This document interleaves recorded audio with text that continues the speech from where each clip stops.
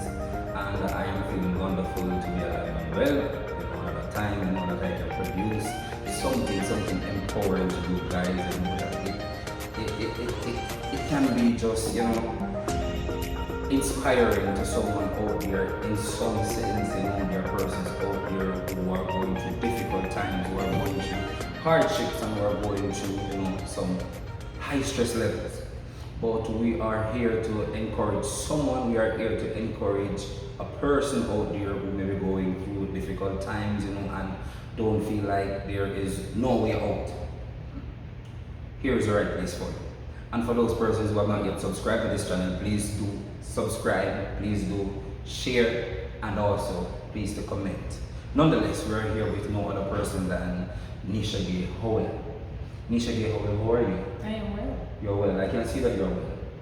I can see that you're well. So, it's been a privilege to have you here on this platform. Thank you. Getting in contact with all the young persons out there. Because, when you look it through, I'm not saying all the persons out there are not going through situations. I'm not saying all the persons out there are not going through struggles. There are always young persons out there who, are going through something, and they feel like it's an hindrance for them, not to even get saved and not to be a Christian. But I'm giving God thanks for you as a young person here on this platform. So let us kick things off. Tell us a little about your childhood. Well, my childhood was fairly good. I had fun memories of it. I grew up in a single parent family, and so there were struggles here and there, but for the most part we had really good memories. We lived on a playfield, Wow. so majority of our days were on the playfield with other children and so forth. Everybody would come to our house, and See that it's on the playfield. right, Wow. and we were the ones who were not really allowed to go any and anywhere. But for The strict home. yes, pretty Yes. much, because it was just mommy. So that was very good. We had very, very fun memories. It's not like some situations where other persons may have bad memories and so forth. Mom was always there. She traveled now and again, but for the most part, she was always present, making sure that we were okay. So that was nowhere in the picture? He would give us money here and there, but he was never really present. Okay. Never really present in the way that we would want it. Understand. So did you saw yourself being where you're at now, this wonderful lady? Did you saw yourself back then? To some extent, and in certain areas of my life. Okay. Being a teacher was always something that I liked. And so, Likewise. yes, and even with my childhood, we would beat plants and trees and stuff like I that. don't know, but I have memories of that, Yes. where at my home where I was living in Standpipe, legally. And my sister and I, we always wanted to be a teacher. And sometimes we would get the belt and we go outside and sometimes we used to teach the chalkboard markers from school, and come home and write on the wall and everything. And we used to get the belt and beat the wall, talk to the wall, beat yourself, do your schoolwork, we used to do that, it's such inspiring, you understand? Even though my dream never came true, of being a teacher, yours came true, maybe someday in the future my dream of being a teacher will come true, you understand? But I was here too. Yes, so that was that was a big thing in childhood as well. And so I saw myself being a teacher. Yeah. So that's a big accomplishment. That's and wonderful. I still have some way to go, but That's wonderful. I always saw myself here in the sense that I'm teaching and doing what I love. So in that aspect, other areas not so much. Certain accomplishments were not met. The timeline I had, I didn't meet it, but I'm still going and I'm still here, so there is hope. Wonderful. So who or what was your inspiration? I would have to say my mom. Your mom. Wonderful. As I said before, being in a single parent family, she was always there, always meeting our needs. If it was one banana, it would have to be for my sister and I, so she was always there. And even with school, we actually went to college on partners. So she going 3 hands, 4 hands, just to make sure that we were where we were supposed to be. Okay, so that's basically how you managed to become the person you are now. Oh yes, pretty much, pretty much. Wonderful. See that you're a saved person. Before you got saved, how was it being in the world before you got saved? To be honest, it wasn't like a major difference because I have never been a party person. Never been to a dance and stuff like that. Never drink like that. Never been in bad company. Even if I had friends that were bad, at the end of the day, when we became close enough, they would eventually change over. Okay. So pretty much, it was not a major difference, to be honest. There are certain things though that I struggled with becoming a Christian, and it would be like the makeup. That was like an idol, Okay. and my dress code was not always, appropriate as a Christian.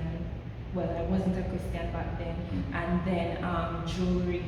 Those things had me in such a way that if I left home and I realized that I wasn't in a pink accessory to match my top, I would go back home. You don't to feel make- comfortable. Right. So those things I struggled with. I'm like, no, this cannot be right. And so I struggled in those areas. But for the most part, and again, I think everything tracked back to me being in a single parent family. So I played it safe. I didn't, go out of the way to fit in or do anything like others. I just really wanted mom to be proud. So was your mother the type of person that, if you was this kind of bad girl, you get beaten and stuff like that? To be honest, I don't see her in that light, but just from a young age, how she would groom us and how she would encourage us and be there for us. She was like our run-to person, so we had that connection and that relationship where we felt safe, whatever the situation might have been. Yeah. We would go to her and we would be confident in that she would be there.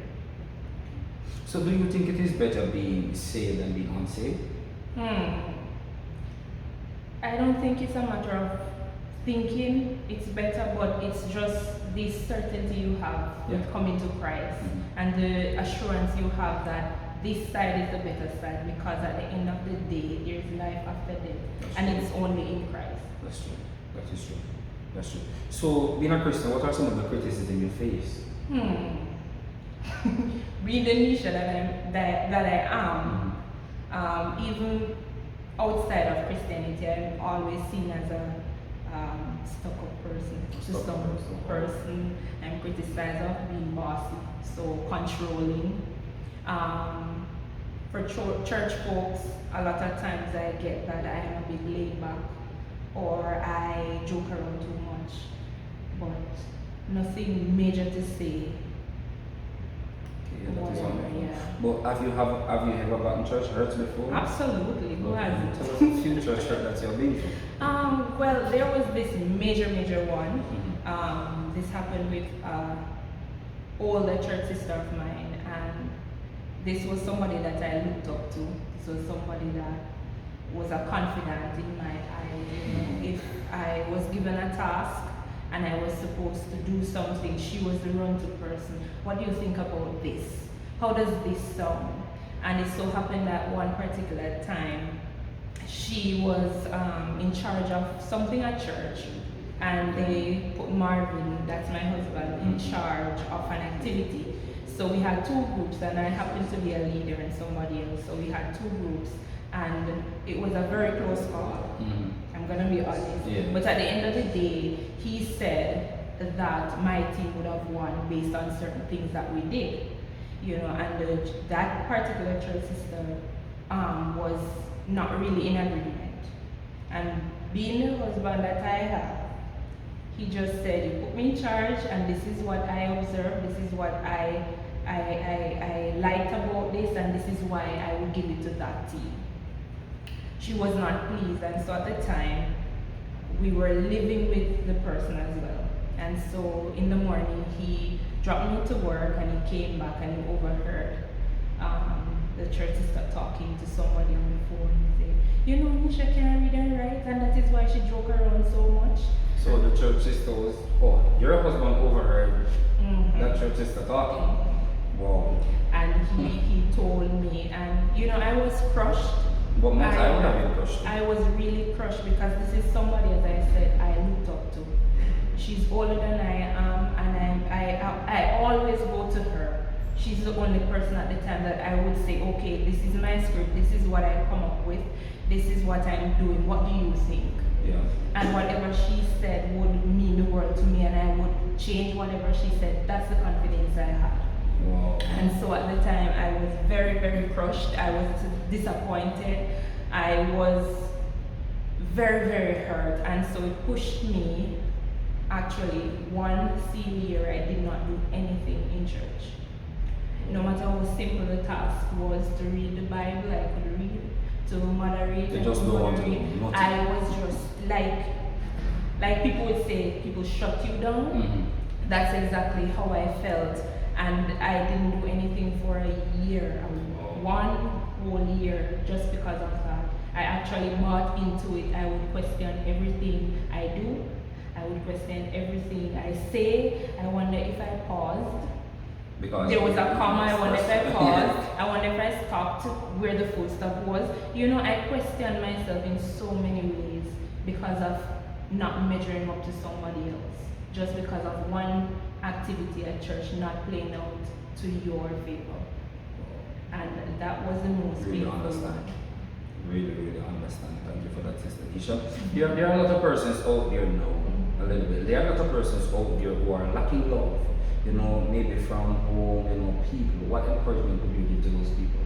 You know, lacking love, maybe not marriage type of love or sexual love, but you know, physical love, emotionally. You know, you're lacking the love in the homes, you know, from people. What would you encourage these people? Well, I would say a lot of times we try to find love in all the wrong places. The very definition of love as a Christian is God. He is love, and so if we're looking for love and we can't find it in the world, try Jesus. That's true. Try Jesus, because you need you need emotional love.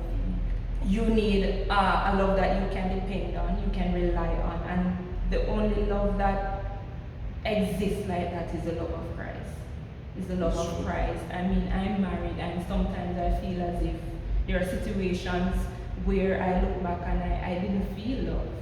Not that he didn't love me, but because of what I was going through, it was hard to see, is this really love? My mother that you hear me talking about, there are situations where I look back and I didn't feel her love. You know, even though she was there. Persons see yourself in those situations at times. Right. You know, I can attest to that. You know, I have met in those predicaments a lot of times where I feel like, you know, I'm not loved by persons, I'm not loved even by my home, you understand? You know, I feel like a castaway something, you understand? I feel like, so, you know, might as well commit suicide or I kill myself or something, you know, always some things going inside you, thinking and saying, oh my God, these people, if me even dead, they're not even gonna miss me. Right. And that is why we have to depend only on the love of God. I mean, He sends people, their destiny helpers, their destiny killers, but at the end of the day, the essence of everything is that we cannot depend on man to love us because they fall short. And even in marriage, I learned along the way that there are times when He will not suffice. It's just the love of God that will bring me through whatever I'm going through. His support is necessary and is there, but I still have to pull through this on my own. And so the encouragement I have is just seek God. Even in marriage, even in marriages, you have to be with someone that loves God first. That's right. And then they'll be able to love you the way you want to be loved. So in a nutshell, just seek God. Seek God. Seek God in a nutshell. So, Nisha, what would you say to those persons who are struggling and thinking that it's an hindrance for them to not be a Christian? For example, you have those persons, they're unsaved persons, you know, they have this struggle. You know, Mark, you have a lot of persons who are going through struggles. And when I say struggles, I'm talking about some serious, some deep struggle, you understand? And they're thinking it's an hindrance for them not to be a Christian. How would you encourage these persons?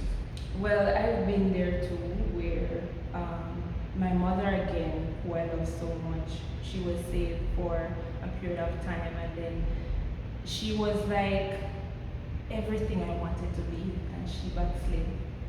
And I said to myself, I wouldn't want to be a Christian, because if strong as she is, could not manage.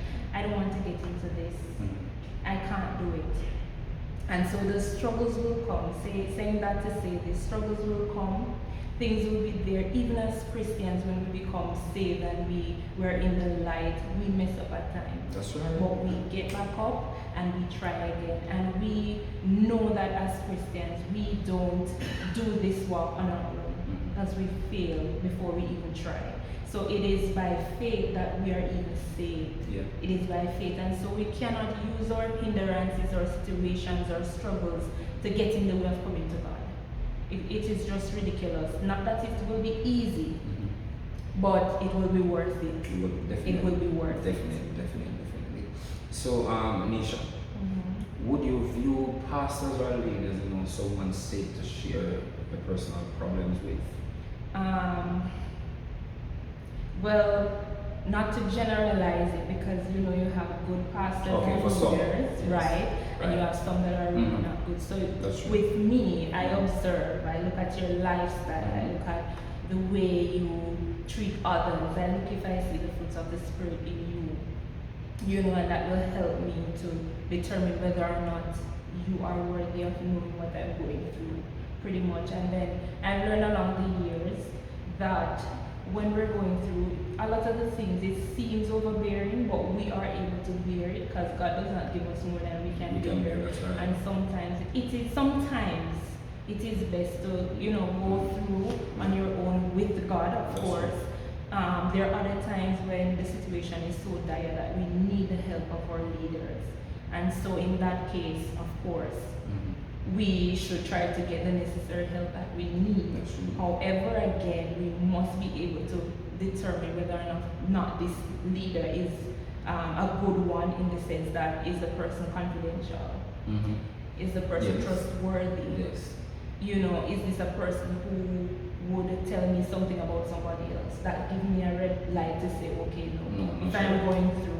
Yes. So there are signs there, yes, and looking at their very lifestyle. I know, leaders that I've had the privilege of meeting, and leaders that, oversee me.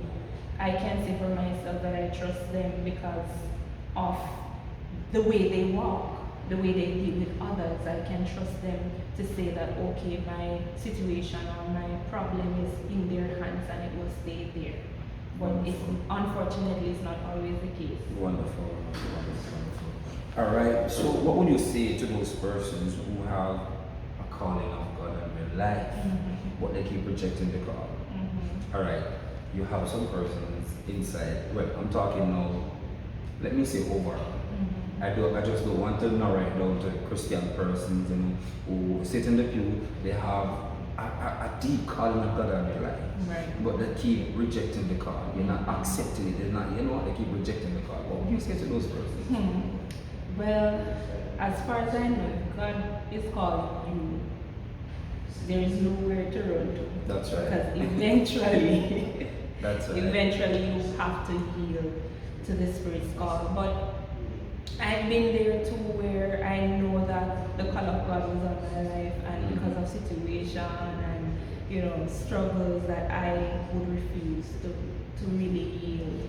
Yeah. So I would say to those persons, it's just best to come to Him, because I always say, and people always say, no, don't say that. Grace is new and mercy is new every morning. But at a breaking of the dawn, grace can be finished for you. That's true. We can step out the door now and there's an accident, and grace would come to an end. That's true.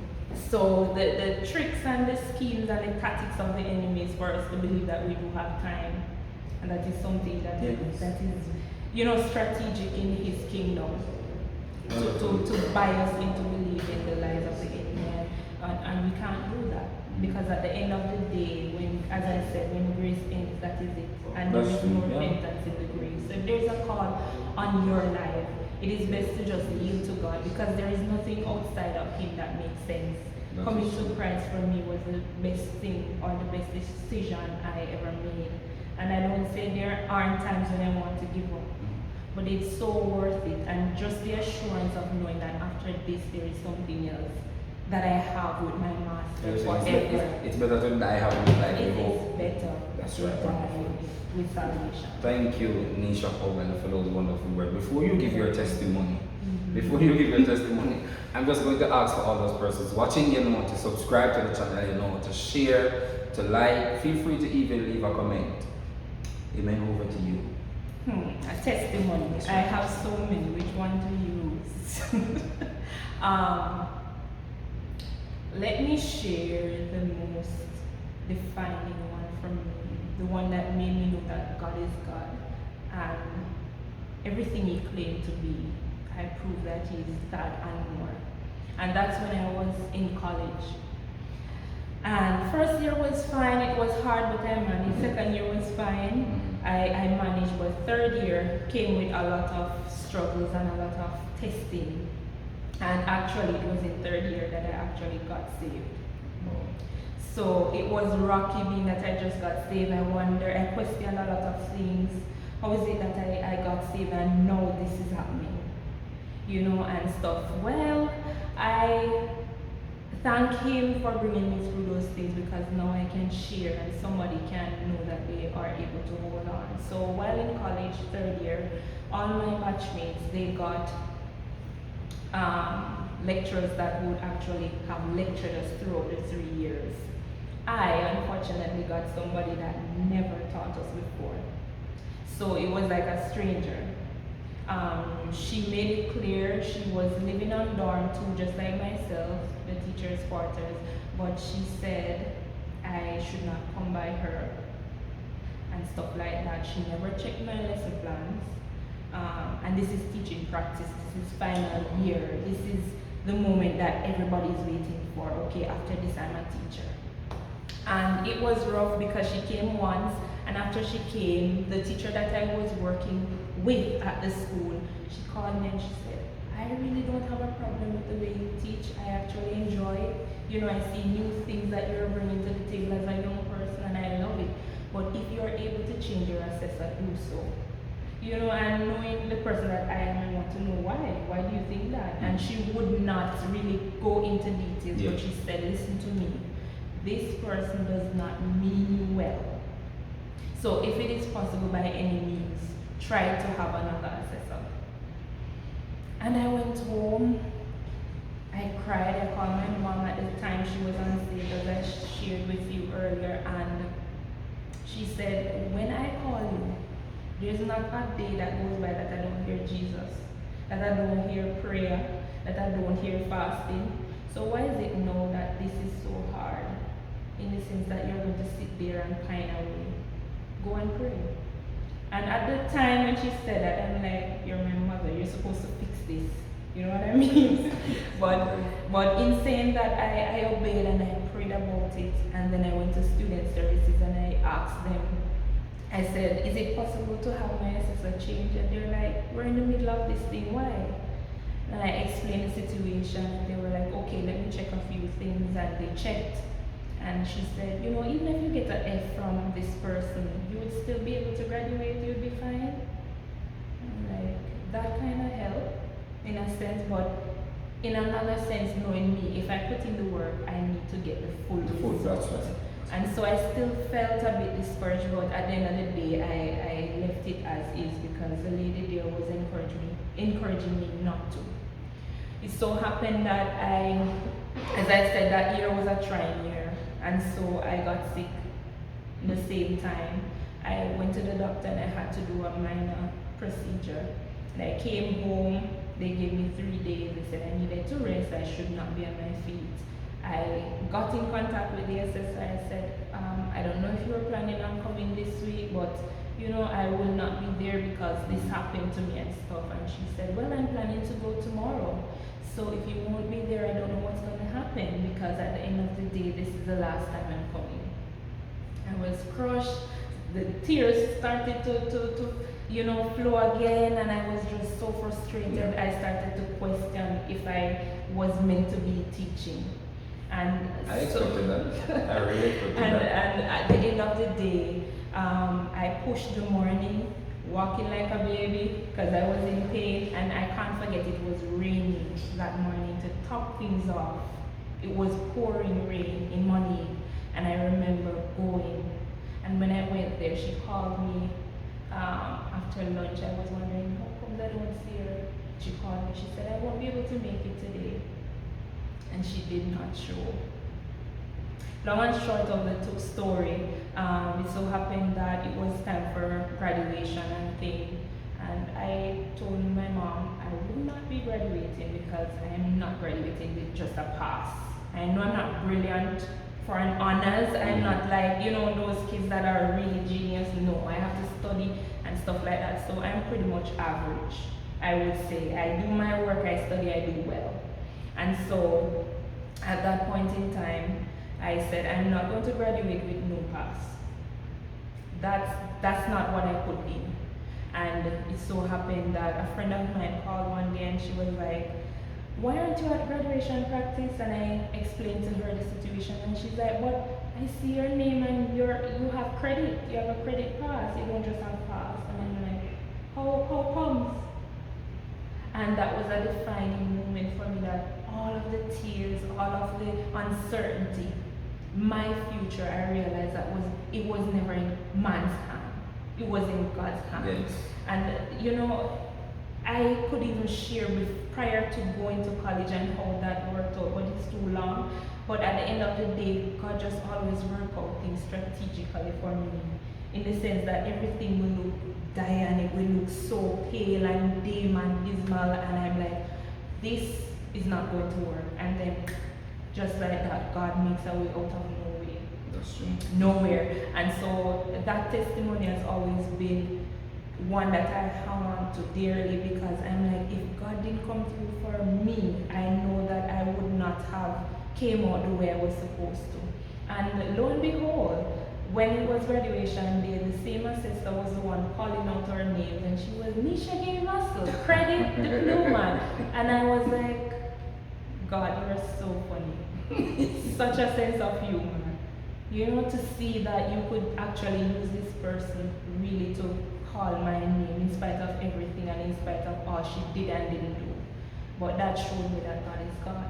And whatever it takes us to, He will take us through. So being in college, you have friends, right? Yes, I have. Yes. So was it a up and down battle? Were those friends some bad friends and good friends, to distract you from not doing your schoolwork? No, not one bit. The batchmates that I had, they were really together. We were friends and even dorm mates. And I had this one special friend that lived off campus who rescued me so many times with food and stuff. but there were no really bad friends in our midst. I mean, there were ups and downs in terms of, okay, we're not in agreement, okay, I did this and you're not pleased, but it wasn't like a toxic relationship. I tried to stay away from those. So were those kind of friends a kind of party type friend? Some of them were, and actually when they went, and that is the thing too that we always need to realize and understand with God. He's strategic, and He always sends help. I remember being on Robert Morrison Hall. There were times, nights after nights, when I would be alone because everybody else would be at the parties and stuff. And there was this one friend, Latoya Gilzine, and she became my best friend. And we were both on the dorm when everybody else were partying and doing whatever. I remember, just feeling lost at one point before meeting Lati in that sense. And I would, I dressed up in shorts too and going with them because I am fed up of this life, just to try. And I couldn't even go in. Wow. I didn't even stay there. So at the end of the day, God always sends help. He always sends a man, and Latoya would be the one to say, okay, let's go to church. Okay, let's do this. Let's do Bible study. At least there's a good college. One. At least there's a good one. And it was more than good, but I mean everybody, because at one point too, my mom was just so like in awe. At one point in time, we were going to Orchard's, and our school is in Money, so it's St. Anne just to see. But it's, quite a distance away. And I called up my mom. I said, Mommy, some friends and I were going to Ochi, is that okay? And she's like, People go to college, they do things you never hear as, parents and stuff, and you're calling to ask. And she always say because of that, she can trust us. And that wasn't my life. It's not as if I'm perfect, like I've made mistakes and stuff, but the grace of God and the favor of God has always been over my life. I can't take the credit. Persons always say, college always brought them out. Oh yes, like and I could have so many times. I mean, I had college friends that, we had male dorm, female dorm, and I see male come over and sleep and all that in female dorm. I have witnessed that. But you were sanctified. Hey, come on now. Yes. I tell you, God is good. But at the end of the day, I am never a follower. Yeah. Like, I'm not a blatant leader, but I don't get entangled. Okay, because you're doing that, I have to do it. I'm a loner. So opposite from my husband as well. I am a loner. Like, I don't mind being in a room all by myself. He's around the back laughing, guys. He's around the back laughing. Yes, I'm a loner, so yeah. I don't get entangled in a lot of things because I'm okay with being by myself. That's wonderful. Thank you, Miss Howell, Miss Nisha Howell. Her husband is around the back here. He's laughing, everybody. And thank you for those wonderful words, the college testimony and everything. I know I have friends that have gone through similar situations like those, you understand? And where some of them were influenced by some others, while some, they stay cloaked up in a shell. You understand? And being influenced, is like, them are going to say that if you don't bend the tree from it young, when you grow it after then, you understand? But yeah, these set of persons, they grew up in such a wonderful home, they grew up, so like a saint. You understand? Like them can wash hands. And yes, when you reach college, as you step through college gate, you understand? Give them 1-2 years, you understand? It's like they never normally wear ears ring, over nose board, over eye board, who wear the shortest shorts, who doing everybody broke out, you understand? That is so true, because as I said, every weekend would be a party. Yes. Every weekend, and everybody would be compelled. Even the Christians you would see going eventually. Yes, trust me, I've seen that so many times. Even so many times. Definitely. So many times. I mean, I just thank God. Just thank God, because I could have.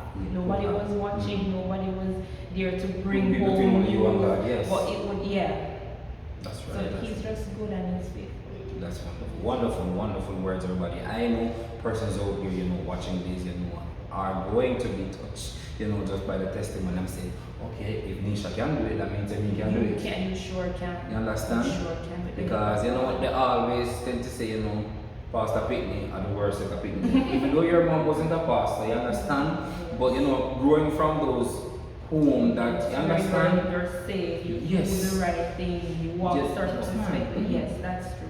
When you're gone out, we call those homes a little fish tank. Reach college is like you're out in the sea, in a big aquarium, you understand? Yes, guys, and I thank you again, Ms. Howard, for those wonderful words, for those wonderful encouragement, for those wonderful empowering statements. That persons out there can be empowered, alright. As I said before, if Nisha can go through it, why not? Amen. As again, everybody, don't forget to subscribe, don't forget to like, don't forget to share this video, and always stay tuned. God bless you.